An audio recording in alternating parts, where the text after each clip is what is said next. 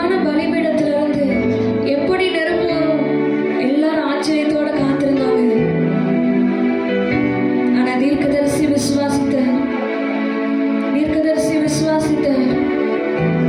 கர்த்தரே தெய்வம், கர்த்தரே தெய்வம். நான் அவரிடத்துல வேண்டிக் கொள்ளும் போது அக்னி இந்த பலிபீடத்தின் மேல இறங்கும், இந்த பலியை சுட்டரிக்கும் சொல்லி விசுவாசத்தோடு ஜெபித்தான். வானம் திறக்கப்பட்டது. பலருடைய கண்கள் அந்த இடத்தில் ஆச்சரியமாக பார்க்கும் வண்ணமாக வானம் திறக்கப்பட்டு அக்னி மகிமையாக இறங்கினது. பலிபீடத்தை சுற்றிலும் அக்னி பட்சித்து போட்டது. ஈரமான பலிபீடத்திலே அக்னி பற்றி கொண்டு எரிந்தது. இன்னைக்கு நம்மளுடைய காரியங்களை ஈரமான பலிபீடம் போலதான் இருக்கும்.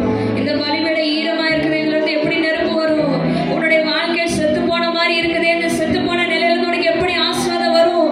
உன் வாழ்க்கையில் இவ்வளவு கடன் பிரச்சனை இருக்குது, இவ்வளவு தேவையில்லாத காரியங்கள் இருக்குது, இவ்வளவு கஷ்டங்கள் இருக்குது, இவ்வளவு உபத்திரவங்கள் இருக்குது, இவ்வளவு நெருக்கங்களின் மத்தியில நீ ஏன் இந்த சபைக்கு போறன்னு சொல்லி நிறைய பேர் உங்களை கேட்கலாம்.